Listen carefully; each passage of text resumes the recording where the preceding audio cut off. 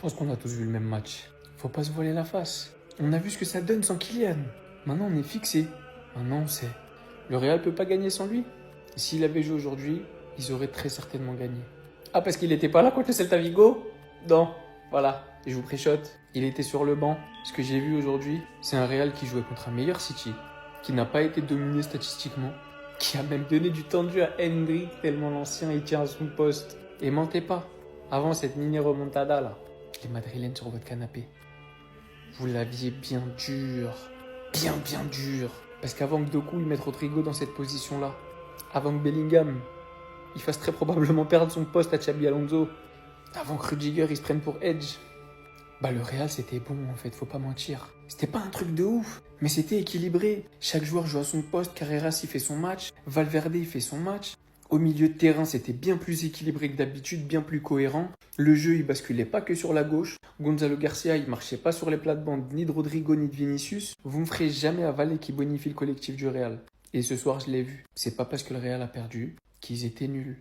J'ai vu des victoires du Real cette saison où ça jouait moins bien qu'aujourd'hui. On se voit de l'autre côté.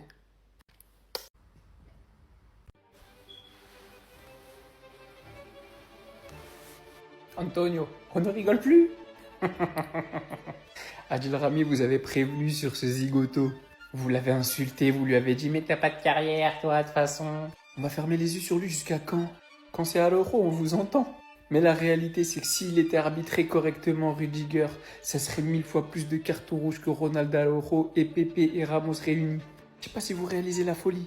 Il a plaqué Erling Haaland dans la surface. Et expliquez-moi, qu'est-ce qu'il fait là, en fait? Quelqu'un? Une explication? Parce qu'en plus, il est très bien accompagné par Asensio avec le dégradé à Attelstan, qui célèbre des corners. Corners sur lesquels ils encaissent un but juste après. Non, des clowns, j'en ai vu. Des idiots, j'en ai vu. Ce qui me choquera toujours, c'est comment les défenseurs du Real Madrid se permettent en toute impunité de faire des fautes qui sont sanctionnées de carton rouge dans tous les autres clubs du monde, en fait. Que ce soit Rudiger, que ce soit Asensio, que ce soit à l'époque de Pepe, de Ramos, Arbeloa, et j'en passe. Ils volent et se plaignent. Et dans tout ça, bah vous avez gardé votre Xabi Alonso. Xabi Alonso ne sera pas pour le moment licencié du Real Madrid. Bonne saison. J'espère que t'es content maintenant. Bah oui. Non, en fait, je vais même plus m'amuser à crier. Parce qu'on a bien vu aujourd'hui que c'était Kylian Mbappé le fautif. À la place de Rudiger, c'était lui qui faisait du 4 sur Haaland en pleine surface. Sur le premier but de même, lorsque le ballon tombe devant Thibaut Courtois. C'était encore Mbappé qui devait dégager. Premier but depuis 33. Que l'équipe montre plus rien durant les 60 minutes restantes. Tous hués par le Santiago Bernabéu devant une performance aussi catastrophique, aussi honteuse, ne reflétant absolument aucunement la motivation et la détermination qui est censée être montrée après toutes ces mauvaises performances. Mais non, en fait.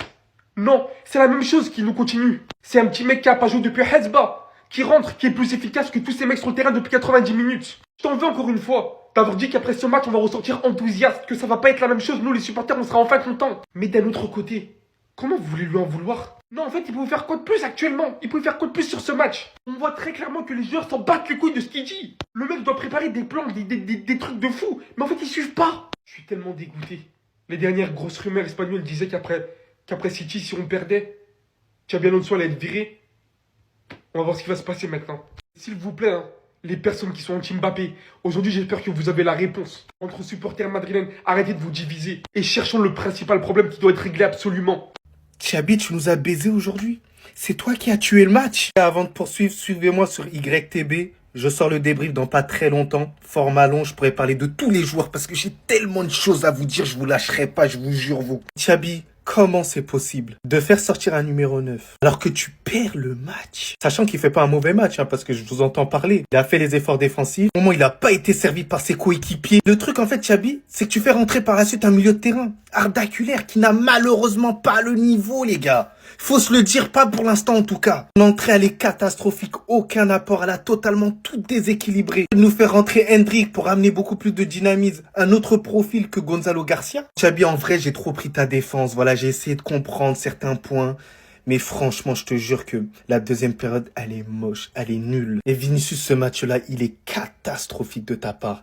Mais lamentable. J'ai jamais vu ça. Des actions ratées. Et heureusement, Rodrigo a été fameux dans ce match-là. C'est quasiment mon MVP du match aujourd'hui. Si ce n'est, c'est mon MVP de ce match-là.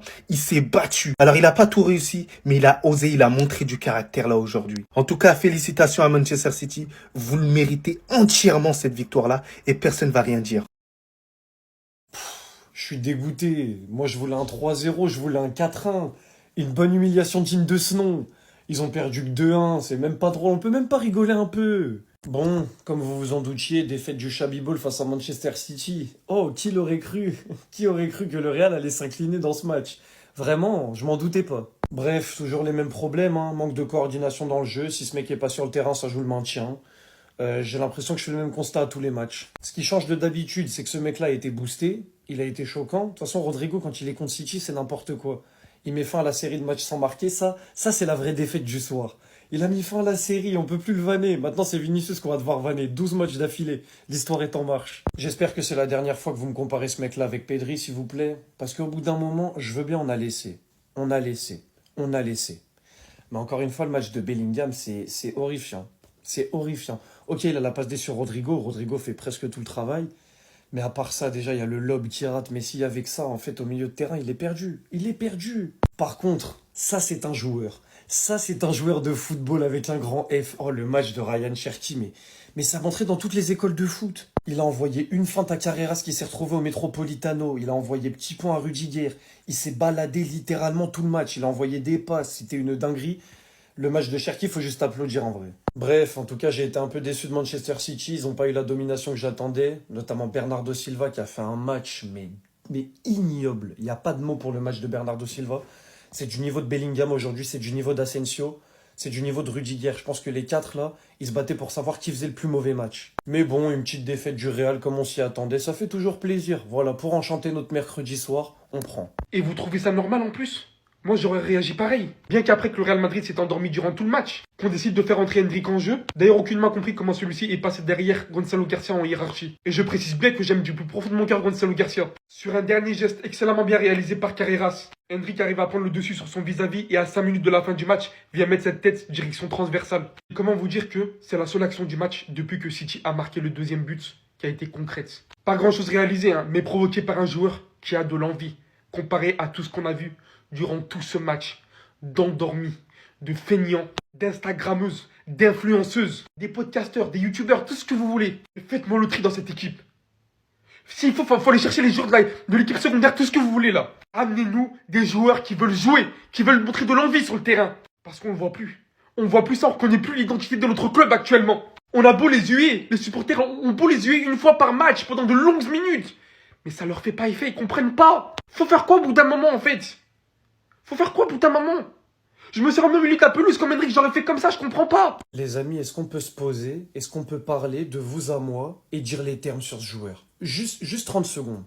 Quand Jérémy Doku est en forme, il y a 0 défenseur de la planète football à l'heure actuelle capable de l'arrêter en 1 contre 1. Je dis bien 0. Mais en fait, regardez l'arrêt sur image, mais ça sert à quoi que je parle quand il y a des images comme ça qui existent? À votre avis, Rodrigo, là, il pense à quoi? Mais encore s'il y avait que ça... Les amis, je pense que Asensio et Valverde vont faire de très gros cauchemars de ce mec. Je pense que les nuits de Asensio et Valverde durant les prochaines semaines vont être très courtes. Mais tellement courtes. Il faut qu'on le dise, à l'heure actuelle, dans le monde du football, personne ne s'assoit à la table en termes de 1 contre 1 à part Lamine Yamal.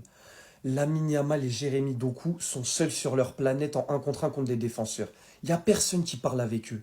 Ce qu'il a fait aujourd'hui contre le Real, les gars, il faut le voir pour le croire. C'est choquant. En tout cas, les amis, j'ai pas encore eu le temps de voir qui a été l'homme du match, mais pour moi, c'est Jérémy Doku.